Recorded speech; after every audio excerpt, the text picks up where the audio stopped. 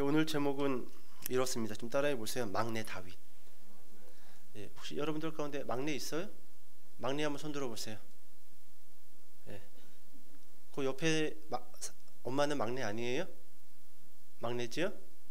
예. 오늘 이 막내 다윗이라는 제목을 가지고 16장 전체를 보지는 않고 좀 이 배경을 본 후에 16장으로 들어가도록 하겠습니다. 자, 제가 지난 시간에도 한번 언급드렸지만 사울은 이미 왕으로 폐위되었고 지난 15장에서 다시 한번 이 두 번째 왕의 자리에서 폐위당했습니다. 여러분 봐볼까요? 13장에서는요 길갈에서 하나님께 버림을 받았어요. 제사 월권 행위. 13장에서는 하나님께 버림을 받았고 14장으로 넘어와서 백성에게 버림을 받습니다. 그리고 백성에게만 버림받을 뿐만 아니라 가족에게도 틈이 벌어지지요. 결국 이것은 가족에게도 버림을 받았다라는 겁니다. 그리고 지난 시간 15장에 들어와서 사무엘서에서 가장 유명한 말씀, 순종이 제사보다 낫고 듣는 것이 순양의 기름보다 나으니, 그러면서 하나님께 버림받았음을 지난 시간 15장에서 다시 한번 재확인시켜줬어요. 제가 그런 이야기 했지요. 아말렉 족속을 진멸하는 것은 곧 누구 진멸이었어요? 사울스러움의 진멸이었습니다. 사울스러움. 우리가 다 우리스러움이 있어요. 우리스러움이. 근데 하나님이 어떤 삶 속에서 어떤 미션을 줍니다. 그것이 되게 다양합니다. 근데 그 미션을 부딪힐 때마다 계속 내 성깔머리가 자꾸 또 튀어나오고 또 튀어나오고 내 습성이 또 튀어나오고 또 튀어나온다는 것은요 계속 내스러움, 나스러움이 그 사건을 통해서 진멸되어지고 조금 더 또 원숙해지고 조금 더 다듬어져야 되는데 이게 안 되는 거예요. 우리 그런 경우들 많지요? 많아요. 그러니까 이 아말렉 진멸은요, 아말렉 그 역사 사건에 이스라엘을 선대하지 않고 뒤에서 졸졸졸 따라오면서 처진 노인들, 처진 아이들, 처진 여자들을 아말렉 족속이 잡아다가 죽였단 말이죠. 그 사건의 보복의 사건이긴 하였지만 조금 더 사울에게는 그것이 자기스러움의 진멸로 그 사건을 대할 필요가 있었단 말이죠. 있었단 말이에요. 우리 그런 말 하잖아. 아유, 저 사람은 어떻게 나이값도 못해? 저 나이에 목적으로 뭐 어떻게 산 거야 인생을?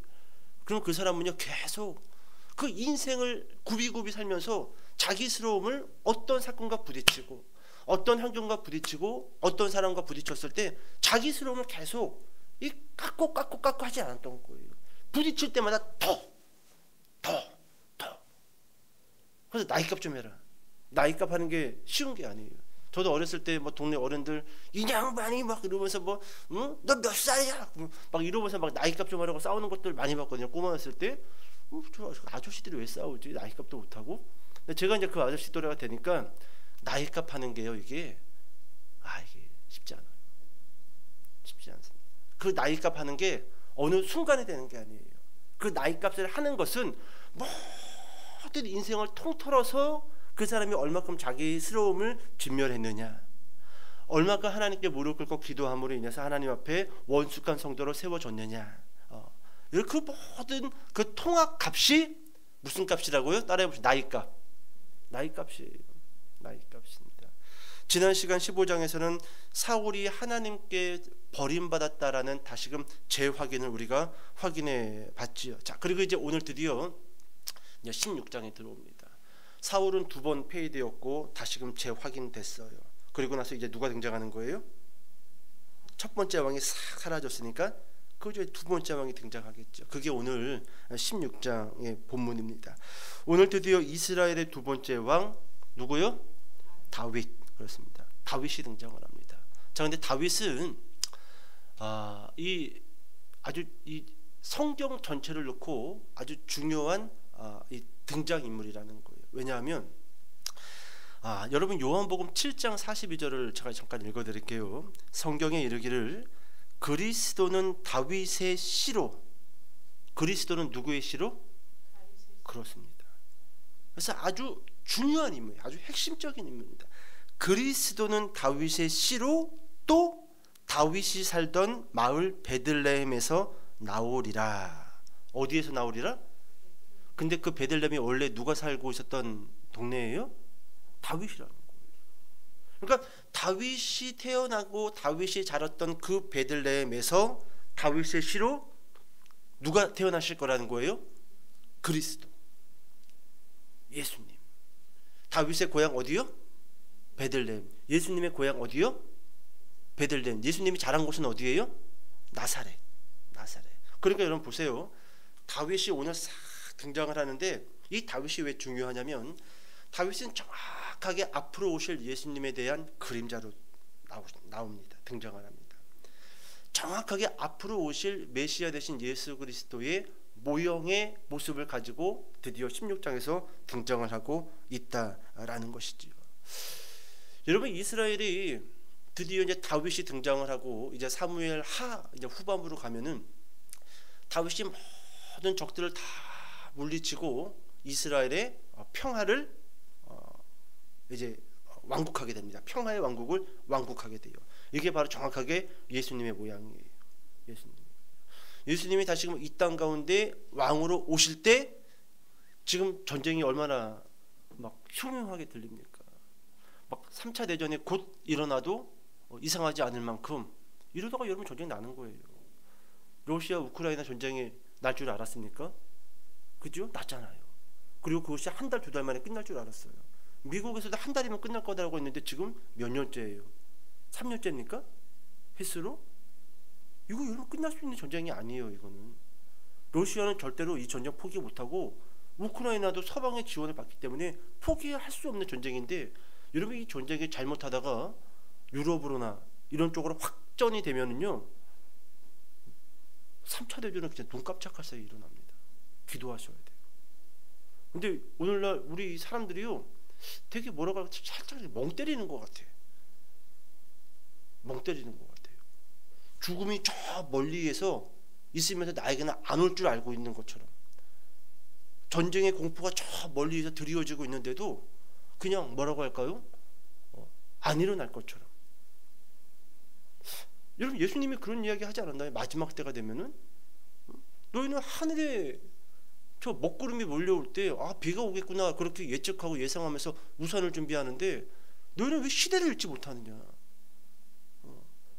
내가 다시 올 그 마지막 종말의 때가 다가오고 있는데 너희는 왜 시대를 읽지 못하고 꼭 그렇게 이야기했지요. 먹고 마신다. 노아의 때 그랬잖아요. 노아의 때. 노아의 홍수가 곧 시작되는데도 사람들은 시집가고 장가가고 먹고 마시고 있었다라는 거예요. 이야. 여러분 우리가 시대를 잘 읽을 줄 알아야 된다라는 거예요. 다윗은 곧 예수 그리스도의 그림자이자 모형이라는 거예요. 예수님이 이 땅 가운데 다시 오실 때요. 여러분 전 세계의 왕궁은 사라질 것이고 전 세계의 왕들도 사라지게 될 겁니다. 그리고 평화의 왕국이 도래하게 될 거라는 것이죠. 자, 여러분 제가 다윗 이 16장에서 묵상을 하면서 몇 가지 마음에 걸리는 게 있는데 그 중 하나가 이 다윗 그 막내 다윗의 위치예요. 오늘 좀 설교 좀 빨리 갈게요. 본문이 많이 길고 본문은 안 들어갈 겁니다. 배경만 보고 좀 본문을 정리해 볼게요. 막내 다윗의 위치가 오늘 본문을 보면요 좀 이상합니다. 여러분 동서고금을 막론하고 집에서 막내는 대접을 받는 위치예요? 아니면 일시키는 위치입니까? 어때요? 우리 강신복 집사님 막내의 위치는 보통 어떻지요? 이뻐하는 위치지요. 그렇지요. 그렇죠. 그런데 오늘 본문을 보잖아요. 다윗은 정반대입니다. 이게 좀 의심스러워요.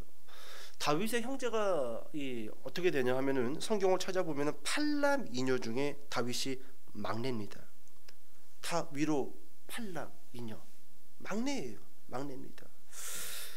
여러분 동양이든 서양이든 옛날이든 지금이든지 간에 막내는 항상 귀여움을 독차지하는 위치에 있는데 여러분 다윗은 정반대에 있는 것처럼 오늘 본문에 등장을 하고 있다라는 것입니다. 자, 여러분 하나님이 사울을 폐위시키고 나서 하루는 사무엘 선지자에게 말씀을 주십니다. 베들레헴 이새의 집에 찾아가라. 그 아들들 가운데 왕으로 삼을 자가 있느니라. 그리고 나서 이 뿔에 기름을 채워 가지고 가라. 사무엘 선지자는 이제는 그 왕 머리에다가 기름을 붓기 위해서 뿔에다가 기름을 채우고 채비를 한 다음에 베들레헴으로 출발을 합니다. 그리고 드디어 이제 이새의 집에 도착을 해서 그 아버지 이새에게 아들들을 다 부르라고 명령을 해요. 이 아버지는 이게 무슨 일이지? 오늘 본문을 아까 전에 여러분 읽었을 때 봤을 때 베들레헴 사람들이 평화를 위해서 오셨습니까? 아니면 이게 무슨 말이냐면은 이게 그 배경이 이 본문에는 등장하지 않지만 사무엘 선지자가 불쑥 마을에 불쑥 걔네에게 찾아왔다는 것은요 보통 평화보다도 저주였던 것 같아요. 하나님 보냈던 거예요. 너 오늘 밤에 죽으리라. 왜요?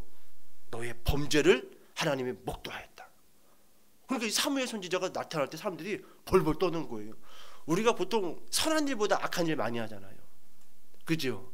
근데 하나님은 다 보시고 사무엘 선지자 보내는 거예요. 그러니까 이 베들레헴 사무엘 선지자가 뚜벅뚜벅 걸어 들어오니까 사람들이 그냥 얼굴이 파랗게 된 거예요. 나 어저께 집에 안 들어가고 이거 고도리 치고 들어갔는데 큰일 났다. 큰일 났다. 어제 몰래 한잔하고 들어갔는데 마누라한테는 일하다가 들어왔다고 했는데 큰일 났다.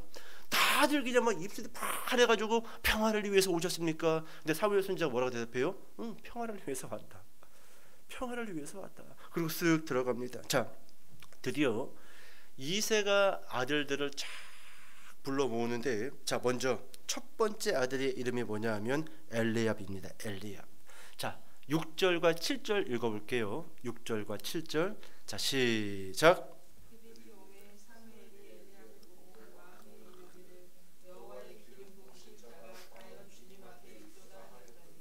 여호와께서 사무엘에게 이르시되 그 용모와 신장을 보지 말라. 내가 이미 그를 버렸노라. 나의 보는 것은 사람과 같지 아니하니 사람은 외모를 보거니와. 아멘. 자, 여러분 엘리압이 딱 이 오는 모습을 사무엘 선지자가 봤습니다. 첫째 아들이에요. 근데 6절에 보니까 사무엘 선지자가 이렇게 이야기하죠. 엘리압을 보고 마음에 이르기를 여호와의 기름 부으실 자가 과연 그 앞에 있도다 하였더니, 딱 보자마자 얘구나 그랬어요. 무엇 보고요? 외모 보고. 외모 보고. 그러니까 여러분 봐요. 여러분 그래도 이스라엘 백성들 가운데 가장 깨어있는 사람을 한 사람을 꼽는다라고 한다면 사무엘 선지자입니다. 근데 지금 사무엘 선지자도 뭐 보고 있어요? 외모 보고 있죠? 외모 보고 있죠? 하나님이 따끔하게 웃네요. 너 이 녀석, 너 사울 실패한 거 아직도 너 벌써 잊어버린 거야? 너 사울 그렇게 외모 보고 뽑았다가 지금 쫄딱 망했잖아. 근데 우리의 이 약점이 거기에 있어요. 우리 남자들 이쁘면은 다 만사 오케이죠? 우리 김창옥 씨가 뭐 그런 이야기 하잖아요. 뭐 똑똑한 여자, 뭐 돈 많은 여자 다 필요 없다고. 그냥 이쁘면 오케이. 이쁘면 오케이. 우리 이 여자분들도 정우성처럼 키가 막 185 되고 막 이렇게 쫙쫙 그런 남자가 좋아요? 아니면 이렇게 막 김은국처럼 이렇게 아싸 호랑이 같은 그런 스타일이 좋아요? 만약에 두 분이 이제 앞으로 이제 기쁨에게 2대 목회자로 그런 두 분의 비주얼이 왔어. 코수염에 얼굴도 지저분하고 김은국 같은 그런 스타일이야. 한 사람은 깔끔해. 키도 185고 그냥 쫙 빠졌어. 쫙 빠졌어. 목소리도 너무너무 좋아. 그럼 투표합시다라고 한다면 자매님들은 다 누구 뽑을까요? 당연하죠. 뭐 물어보고 따질 것도 없죠. 그냥 아마 올표 나올 겁니다. 올표 나올 거예요. 지금 사무엘 선지가 그랬던 것 같아요. 첫째 아들 엘리압을 봤는데 키가 크고 쫙 빠진 거예요. 그러니까 묻지도 따지지도 않고 얘다. 여러분 7절 봐볼까요? 여호와께서 사무엘에게 이르시되 그 용모와 신장을 보지 말라. 내가 이미 그를 어떻게 했노라? 버렸노라. 내가 그를 버렸노라. 나의 보는 것은 사람과 같지 아니하니 사람은 외모를 보거니와 나 여호와는 중심을 보느니라. 여러분 내가 이미 그를 버렸노라는 이 원어를 보면요 이런 말이에요. 그 패턴을 버렸노라. 이제 그 패턴을 버렸노라. 첫 번째 이 왕을 뽑을 때는 이 겉모습이 이 수리한 사람을 하나님도 그 패턴을 가지고 뽑았다라는 거예요. 근데 그 이유가 있었어요. 사람들이 그것을 원했기 때문에 그렇습니다. 사람들이 그걸 원했어요. 근데 이제는 내가 그 패턴을 버렸노라. 외모로 뽑는 패턴을 버릴 거다라는 거예요. 엘리압 자체를 버렸다는 것이 아니라 그와 같은 외모를 기준으로 사람을 뽑는 패턴을 버리겠다라는 것이죠. 제가 예전에 그때 96년도인가 95년도 아니다 95년도 94년도군요. 94년도에 대학 가려고 이제 수능 준비하고 있는데 학교장한테 연락이 왔어요. 그래서 무슨 일이신데 저한테 전화를 했죠. 이제 집으로 전화가 왔으니까 부모님이 받았고, 그때 이제 저기 청담동 쪽에 그 엠넷 뮤직 네트워크, 그때만 해도 이제 막 이 케이블 방송이 막 시작하려고 준비 단계에 있었어요. 그리고 이제 95년도부터 조금씩 방송이 시작됐는데, 이제 뮤직 네트워크에서 이 사람을 전국적으로 이 공고 출신들, 전자공학과 출신들 3명을 뽑는다고 해가지고 저희 학교에도 그 공문이 왔던 것 같습니다. 그래서 저희 학교에서 이제 한 명을 추천해 보냈는데, 그게 이제 교장 선생님이 저를 추천해서 제가 이제 보게 됐어요. 보게 들어갔는데, 이제 고등학교 학생은 3명을 뽑고, 그리고 이제 대학생 이제 형님들은 졸업 형님들은 9명을 뽑았나? 그래서 대학교 형님 2명에 고등학생 1명이 한 팀. 총 3팀을 만들어서, 어차피 케이블 방송은 24시간 돌아가잖아요. 예. 그래서 그 장비를 점검하고 관리하고 그런 것들 기술직에 그렇게 하고 있는데, 네. 저희는 교복을 입고 갔는데 그 형들은 다 양복을 입고 있어가지고 그 형들 면접 보는데 저쪽 가서 물어봤어요. 과연 어디 대학 졸업을 해야지 요 정도의 이렇게 면접 보러 오나. 형 혹시 어디 대학 나왔어요? 그러니까 서울대 전자공학과. 형님은요? 고려대 전자공학과. 형님은요? 연세대 전자공학과. 그 이하로 본 적이 없어요. 다 스카이야. 다 스카이. 그런데 그 형님들이 그런 얘기 하더라고요. 그때까지만 해도 아직 이 학벌 위주, 학력 위주, 이력서에 그 서울대 연고대 나왔다라는 그 이력 하나만 있어도 대단한 그 스펙이었거든요. 근데 그 형님들이 그런 얘기 하더라고요. 요 방송국에서는 어디 대학 졸업했는지에 대해서 이력을 쓰지 말라고 했다고. 모르는 거예요. 저희는 썼어요. 고등학생들은 쓰라고 했어요. 어디 고등학교 무슨 과 출신인지. 근데 그 대학을 졸업하신 분들은 어디 대학 무슨 과를 나왔는지에 대해서 적진 않았다고 그렇게 이야기하더라고요. 그 스펙을 지워버리는 거죠. 스펙을 지워버리는 거예요. 여러분, 오늘 이 엘리압이 바로 그랬던 것 같아요. 엘리압이 겉 외모를 보고 뽑으려고 했지만 하나님께 따끔하게 혼을 나고 멈췄지요. 자, 그리고 이제 둘째 아들이 이제 아비나답인데 8절을 같이 한번 읽어볼게요. 8절. 자, 시작. 이새가 아비나답을 불러 사무엘의 앞을 지나게 하매 사무엘이 가로되 이도 여호와께서 택하지 아니하였느니라. 둘째 아비나답을 봤어요. 근데 하나님이 오케이 사인했어요? 아니죠? 아니다. 자, 이제 셋째 9절 산마입니다. 산마. 9절 시작. 이새가 산마로 지나가게 하매 사무엘이 가로되 이도 여호와께서 택하지 아니하셨느니라. 자, 이제 넷째, 다섯째, 여섯째 다 지나가요. 뭐 등장도 안 해. 그리고 그냥 10절에 보면은 마지막 7째 들어갑니다. 7째.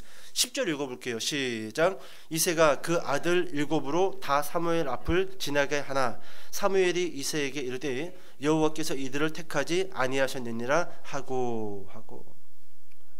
사무엘 선지자는 그냥 깝깝한 거예요. 분명 이 집이라고 해서 왔는데 있어요, 없어요? 없는 겁니다. 이거 뭐지? 아니 뭐 하나님이 실수하실 분도 아니고, 아니 이 집 아들 가운데 있다라고 했는데 왜 없지? 가만히 생각하니까 그러면은 아들 중에 여기 안 온 아들이 있나? 그래서 이제 아버지 이새를 쓱 불러가지고 물어보죠. 혹시 방금 이 7명 말고 남은 아들이 있습니까? 그러니까 그제서야 이새가 입을 떼면서 이야기를 합니다. 자, 먼저 11절 말씀 읽어볼까요? 11절. 자, 시작.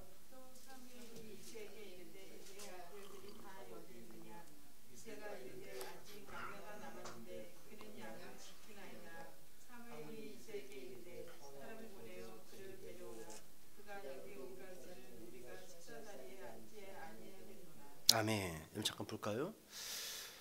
여러분 다윗은 막내입니다. 막내예요. 그리고 위로 형들이, 나이 많은 형들이 7이 있어요. 그리고 이 이스라엘은요, 양들만 전문적으로 치는 그런 직업군이 있습니다. 구약이든 신약이든. 그 사람들은 가장 하층민들이에요. 그러니까 예수님이 마국간에 태어났을 때 목자들이 왔잖아요. 양 치는 사람들이. 근데 밤늦게 양을 친단 말이죠. 그 사람들은 그 양들의 주인들이 아니라 그것만 하고 있는 하층민들의 사람들이에요. 그러니까 남들 다 자고 있는 시간에 그 들에서 양들 치고 있는 거예요. 그러니까 가장 낮고 낮은 사람들이 예수님의 그 첫날 밤 마국간에 와서 거기서 경배했던 거죠. 그러면은 여러분, 다른 사람이 와서 명령 내린 것도 아니고 하나님의 대리자인 사무엘 선지자가 와서 아들들 다 부르라고 했단 말이죠. 그러면은 양치기들한테 맡기고 몇 푼 주고 맡기고 나서 다윗까지 싹 불렀어야죠. 근데 다윗은 뺐어요. 이따가도 보겠지만 여러분, 이 막내라는 이 히브리어 단어를 보면은요, 뜻이 이렇습니다. 가치 없는 놈. 아들들 다 봤습니까? 아니요, 하나 있긴 한데 그 자식은 가치가 없어요. 또라이입니다. 무가치한 놈이에요. 거의 뭐 있으나 만한 놈입니다. 그놈 거 뭐. 코적에서 파고 싶었는데 어쩔 수 없이 데리고는 있는 이런 그게 막내예요. 막내. 우리가 알고 있는 귀염둥이 우쭈쭈쭈 막내가 아니라 하나 가치 없는 놈, 필요 없고 하찮은 놈, 그런 표현이라는 것이죠. 그러면은 여러분, 적어도 지금 이 다윗이 혼자서 양을 치고 있다라는 것은요, 형들에게도 그리고 이세에게도 그리고 어머니는 등장을 하지 않아요. 근데 이 가족 전체에게 소외당하고 있었던 존재였다라는 거예요. 어떻게 그럴 수가 있을까요? 어떻게? 막내는 우쭈쭈인데, 가장 귀염둥인데, 사무엘 선지자가 집에 왔으면 음식을 얼마나 많이 찾겠어요. 그럼 당연히 막내 데리고 와서 먹어야죠. 근데 혼자 양치고 있어. 양치는 직업군의 그 사람도 아닌데 철저하게 그 아들을 그 집에서 열애시키고 따시키고 있었다라는 것이죠. 자, 이 사실에 대해서요, 학자들이 몇 가지 이 주장하는 학설이 있는데, 첫 번째는 이겁니다. 다윗만 다른 엄마 배에서 태어났다라는 거예요. 형들은 본초에서 쭉 태어났다라고 한다면 다윗만 아버지는 이사가 맞는데 후처를 통해 가지고 그 집에 살게 되었다라는 것이죠. 왜 이런 주장들을 신학자들이 하는가? 여러분, 시편 51편 5절을 보면 제가 읽어드릴게요. 많이 들어본 말씀입니다.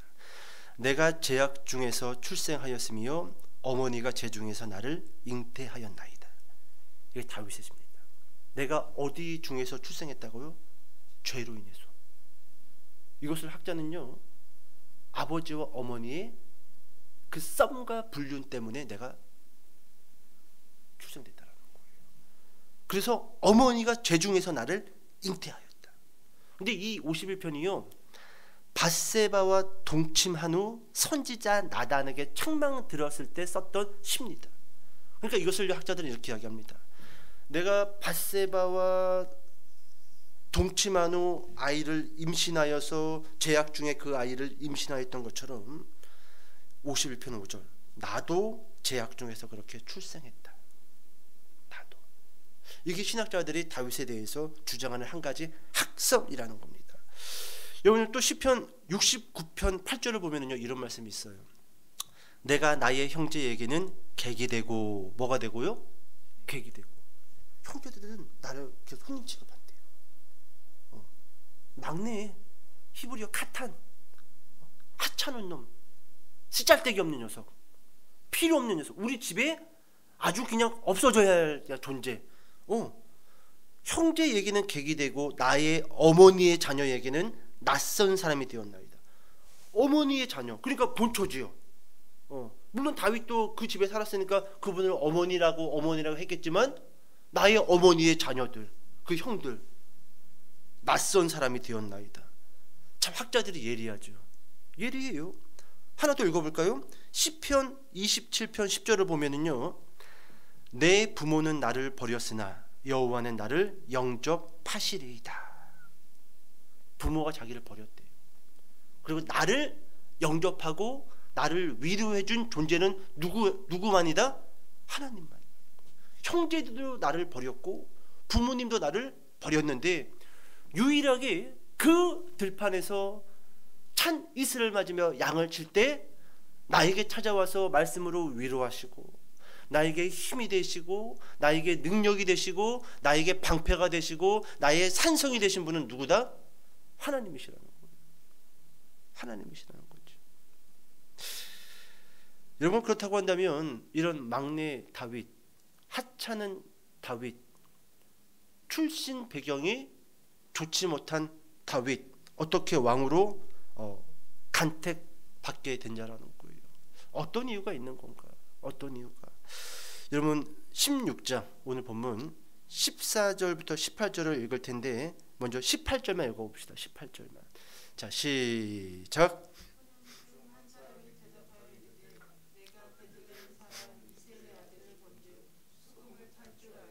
용기와 무용과 구변이 있는 준수한 자라, 여호와께서 그와 함께 계시더이다 하더라. 아멘. 아멘. 여러분, 지금 이 말씀은요, 사울 왕에게 악신이 들립니다. 그래서 이 악신을 어떻게 쫓아낼까 이렇게 고민하고 있는데, 그 사울의 신하 가운데 다윗을 익히 듣고 알고 있었던 한 신하가 지금 다윗에 대해서 이야기를 하는 거예요. 뭐라고 이야기하냐면, 소년 중 한 사람이 대답하여 이르되 내가 베들레헴 사람 이새의 아들을 보니, 이 다윗을 이야기합니다. 수금을 탈 줄 알고 용기와 무용과 구변이 있는 준수한 자라, 누가 그와 함께 계시더이다? 여호와께서 그와 함께 계시더이다 하더라. 어떻게 그 사울 왕궁에 있었던 신하가 다윗을 알게 됐는지 모르겠지만 아마 다윗의 영성이 아마 조금씩 사람들에게 소문이 났던 것 같습니다. 제가 말도 잘하고 담대하고 양도 잘 치고 그리고 이렇게 수금도 기가 막히게 타는데, 귀신 들린 사람이 앞에 가서 수금을 타면서 찬양하잖아. 귀신이 떠나가더라니까. 병든 사람 앞에 가가지고 얘가 수금 타면은 병이 떠나가. 그러니까 금방 소문이 퍼졌겠지요. 다윗은 누구의 모형이라고요? 예수님의 모형. 우리 마가복음에서 예수님이 귀신을 쫓아내고 병든 자를 치료하잖아요. 다 지금 그 그림자의 모습으로 다윗이 등장하고 있다라는 거예요. 자, 그렇다고 한다면 여러분, 이와 같은 다윗의 영성이 어디에서부터 시작되어졌고 어떻게 발전되어졌냐라는 거죠. 다윗은 어떻게 이런 영성을 가지고 있었나? 부모님이 버렸는데, 형제들도 자신을 막내, 카탄, 하찮은 놈, 무가치한 놈 이런 식의 취급을 하는데 어떻게 이런 뛰어난 영성을 가질 수 있는 건가? 여러분, 그 이유는 특별하지 않습니다. 다윗은요, 이후에도 시편에서 여러 번 고백하고 그의 업적이나 생애를 보면은요, 다윗의 영성은요, 특별한 어디에서 무엇을 했기 때문에 생긴 게 아니라, 다윗은 보통 어디에 있었어요? 양들과 함께 들판에 있었죠. 그럼 들판에 있는 것은 특별한 시간이에요? 평범한 시간이에요? 평범한 시간이죠. 어떻게 보면 따분할 수도 있어요. 매일 반복되는 루즈한 삶. 이러다가 내 우울증 걸리겠네. 참. 이런 삶이 다 있지? 이럴 수 있단 말이지요.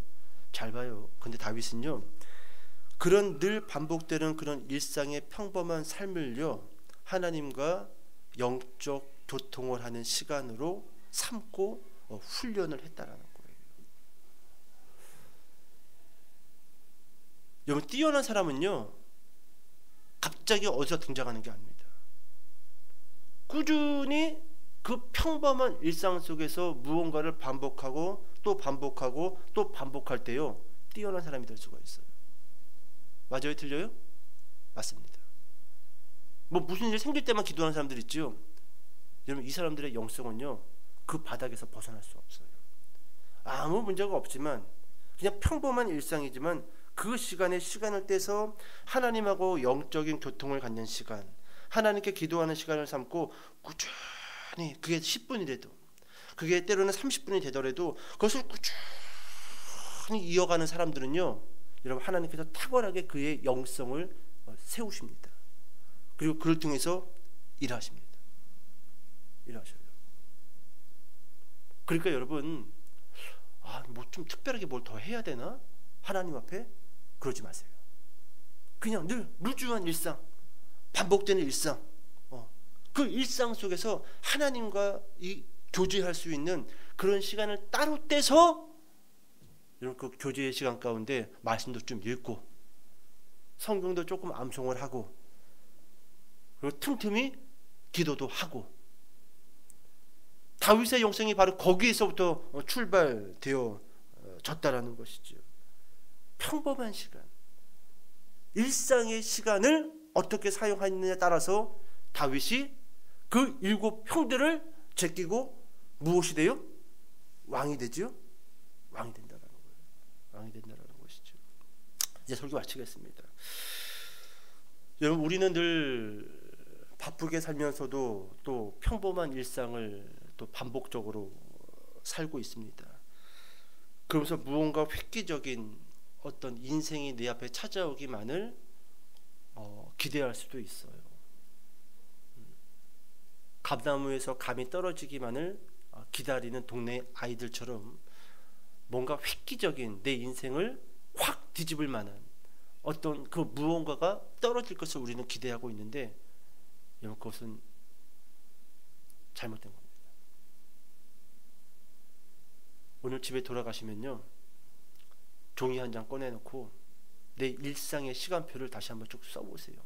나는 몇 시에 일어나서 뭐하고 몇 시에 자지? 늘 이게 반복인데, 그럼 나는 이 평범한 시간 동안 나는 하나님과 어떻게 교제하고 있지? 다윗 봐요. 이쯤 되면요, 어린 나이지만 양들 다 버리고 도망가야 돼요. 집 나가야 돼요.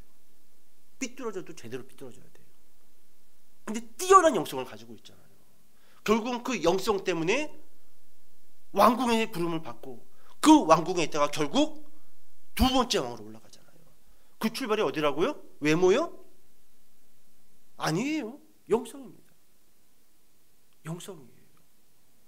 그렇다고 한다면 여러분, 우리도 이제 평범한 일상에 아유 지지리구나, 아유 이렇게 사는 게 그냥 죽는 게 낫지, 이게 뭐야, 또 내도 이러면 또 밥 먹고 또 그러다가 설거지하고 또 그러다가 티격태격 하다가 또 그러다가 자겠지, 또 자다 보면 또 코 골겠지, 또 콧소리에 또 내가 또 깨겠지. 그냥 맨날 반복. 여러분, 그렇게 생각하지 마세요. 그 평범한 일상 속에서 하나님을 만나는 시간으로 잘 연단하고 그렇게 관계를 쌓다 보면은요, 정말로 여러분들이 기대하는 어떤 보물을 발견하게 될 겁니다. 그리고 그 보물은 다른 것이 아니라 평범한 일상 속에서 감사할 수 있는 여러분 그 감사의 마음이라는 것이죠. 여러분, 그렇게 되시길 주님의 이름으로 축복합니다. 기도하겠습니다.